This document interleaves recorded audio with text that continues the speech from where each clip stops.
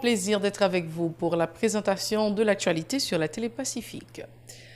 Le groupe des 4 sénateurs de l'opposition tient la dragée haute à l'équipe au pouvoir. Il conditionne la continuation de la séance du 14 mai au retrait des ministres et en fait partie du gouvernement de Jean-Henri Séan.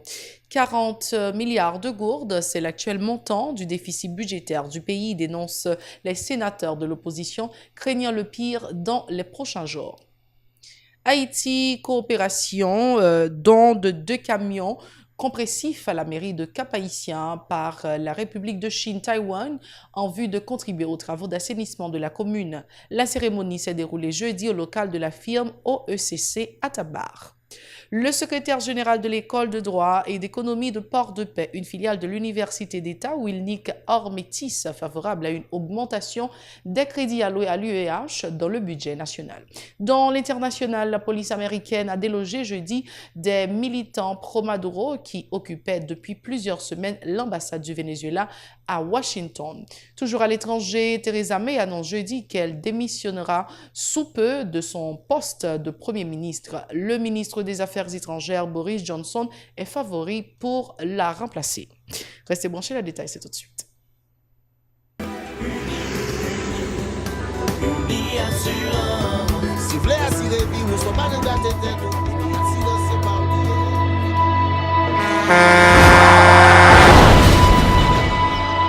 En général, moun pa reme pran assurance. Yo considéré que son l'argent rejeté. Et pourtant, l'argent assurance te doué dans budget ou à côté l'argent caille avec l'argent mangé. Li là pour les deux travers son mauvais pas. Gardez tout à côté ou. Ouais comment gros problème qu'on entre sur monde sans attendre. Mandez Dieu pardon, ça qu'arrive au tout. Une assurance dit ou précaution pas capon. Les mal arrivés, les faux amis flair saison a fait comme si on pas de jambe connaît ou. Une assurance après ta faire pour le jour, continuer vivre la vie ou quitter ce course là nan men nous. Uni Assurance. Vivez en toute assurance. C'est l'heure du développement du journal. Merci d'être encore avec nous. Le groupe des 4 sénateurs de l'opposition conditionne la continuation de la séance du 14 mai au retrait des ministres et en fait partie du gouvernement de Jean-Henri Séan au nom du principe de la solidarité gouvernementale. Il continue d'exiger le respect du décret de 2005 qui interdit le cumul de postes ainsi que les dossiers de tous les ministres pour pouvoir les analyser. Le G4 réclame la convocation en urgence d'une conférence des présidents extraordinaires pour statuer sur le comportement belliqueux du sénateur Joseph Lambert à l'égard du sénateur Ricard Pierre le 14 mai. Par ailleurs, ces sénateurs ont indiqué que le déficit budgétaire avoisine les 40 milliards de gourdes avec un taux d'inflation d'environ 19%. Une situation que le G4 impute à la mauvaise gouvernance de l'équipe au pouvoir, craignant une accentuation de la crise, selon un communiqué en date du 15 mai portant les signatures des sénateurs Evalière Beauplan, Nenel Kassi, Antonio Cherami et Ricard Pierre. Sur cette lancée, le sénateur Antonio Cherami, invité à l'émission L'Interview de Télé Pacifique, affirme que le chef de l'État n'a pas la volonté de résoudre la crise et soulager les démunis. Écoutons-le au micro d'Edlen Vernal. Alors, Jovenel, avec tout lapin et majorité parlementaire qui a supporté, premier bagage nous voulons connaître, nous camper des décisions qui dit nous pas participer dans le gouvernement. Les Jovenel te voyaient inviter nous te dit on grain bagaille, nous pas de problème pour nous chita parler avant, mais nous mettre tout mandat sous table parce que nous en crise. L'on pays en crise, si c'est mandat pour me perdre reste là, pas de problème depuis le cas débloqué, on pas demander président pour perdre reste mandat. Mais ça qui arrivé, il perdre un an là-dedans et puis moi même tout perdre reste pas maintenant oui, mais au moins nous sorti en bagaille et bagaille ça, tout le monde pourra l'appliquer. Mais je dis où senti tout le monde était accroché avec mandat yo, tout le monde pas bon monde là pour qui dit commencer sous Jovenel pour arriver sous moi. Jean peuple a tal voté nous il va venir pi mal jodi. Alors peuple a metté un paquet mon chef, sirène à gauche à droite, gaz gratis, toute qualité bagaille et puis lui même la ville vient pi mal et puis nous chita nous quitter nous continuer à plonger dans tout Moi, je pense jeudi, je frappe pied.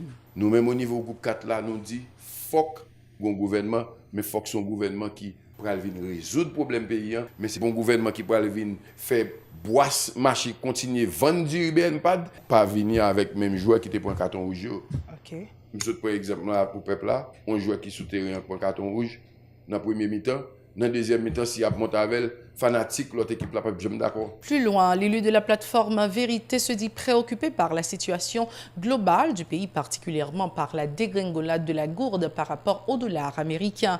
La crise socio-économique pourrait s'accentuer si rien n'est fait, a prévenu Antonio Cherami, toujours au micro de l'Invernal. Grâce à Dieu, nous avons la capacité pour nous bloquer tout ça qui est illégal qu'a fait dans le côté peuple.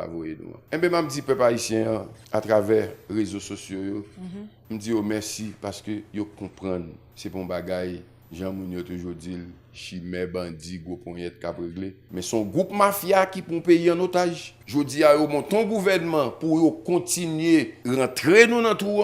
Et moi dis, je suis prêt pour n'importe qui bagage arriver pour me faire monsieur respecter ça la loi dit. Si vous venez avec un gouvernement qui reflète la réalité conjoncture dans vivre là, qui connaît que ouvrier il faut toucher, mon cap travailler il faut ajuster salaire, il faut bataille pour dollar descendre parce que côté m'a pas la là chaque jour la monter. Et puis yo dit ces peuple là, yo vinn faire mon yo peur dit que au grand goût parce que depuis yo dit au grand goût dollar monter. M'a dit peuple haïtien c'est pas vrai, dollar a continué monter depuis avant peuple là te frappé pile. Jodi a mais le camp il pas parler dollar continue à monter, ça prouvait que monsieur c'est pas ça que tes problème là. M'a dit tout le monde merci. M'te pensé non pas de comprendre à travers texte n'a écrit, à travers pile message n'a envoyé dans inbox moi ouais que nous comprenons message là. M'pa nous garantit, m'pa pas négocier avec personne et yon nan bagay nous demander c'est un gouvernement qui est capable de résoudre problème pays mais c'est pas un gouvernement qui pourra venir renforcer la mafia en dans pays. Autre point, le secrétaire général de l'école de droit et d'économie de Port-de-Paix, une filiale de l'université d'État, Wilnick Or-Métis, plaide en faveur de l'augmentation des crédits accordés à l'UEH dans le budget de la République. Selon le professeur Or-Métis, une telle décision permettrait à l'UEH de mieux répondre à sa mission. Ces propos recueillis par Nancy Constant et David Mercius. L'UEH là, il y a un pile problème. Et monsieur, il a parlé de problème budget. Problème budget UH là, qui est trop maigre. Ça permet que gagner ça nous-mêmes, entité pour nous joindre. Pour nous joindre, non? Et parce que budget UH là, est maigre. Donc, ça permet que nous-mêmes tout, nous souhaitons que les parlementaires, exécutifs là, et prévoir budget UH là à la hausse parce que si maigre moyen monsieur présenté qui est pour budget 19 entités dans UH là il vraiment est pas représenté rien il était évalué à environ $400 US par année pour un étudiant alors que dans l'autre pays c'est environ $2,000-2,500 américains par étudiant. Donc ça veut dire qu'il y a deux et passer même de fait dans le budget de l'Université d'État d'Haïti. Le gouvernement taïwanais a fait don de 2 camions compressifs à la mairie du Cap Haïtien lors d'une cérémonie au local de la firme taïwanaise au ECC dans la commune de Tabar, au nord-est de Port-au-Prince.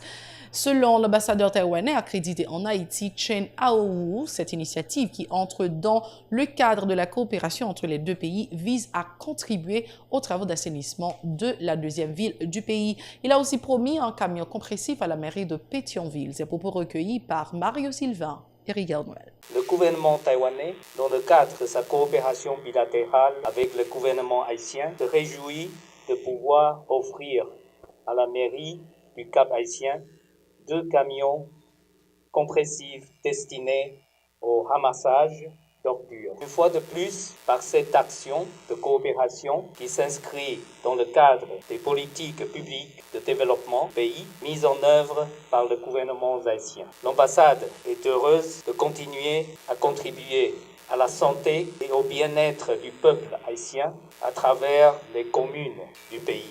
C'est là une preuve de plus que le gouvernement taïwanais collabore non seulement avec le gouvernement central haïtien, mais également avec les collectivités territoriales. S'exprimant à l'occasion, le maire assesseur du Cap-Haïtien, Mme Yves-Rose Pierre, a présenté au nom de la municipalité ses remerciements aux autorités taïwanaises et promis de faire une bonne gestion de ces matériels. Écoutons cette déclaration toujours au micro de Mario Sylvain et Rigard Noël. Pour ce geste de générosité à l'endroit de l'administration communale du Cap-Haïtien et la population capoise d'une manière générale.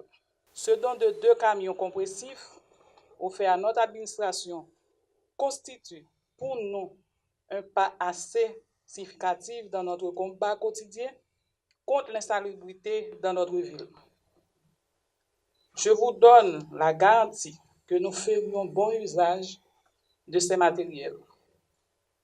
S'il est vrai que nous multiplions nos actions pour trouver du financement pour la construction de 2 nouveaux marchés dans notre commune afin de décongestionner le centre-ville historique. Mais je peux vous dire déjà que ce don va nous aider grandement à assainir notre ville pour la préparation des festivités marquant les 350 ans de la ville du Cap-Haïtien en 2020.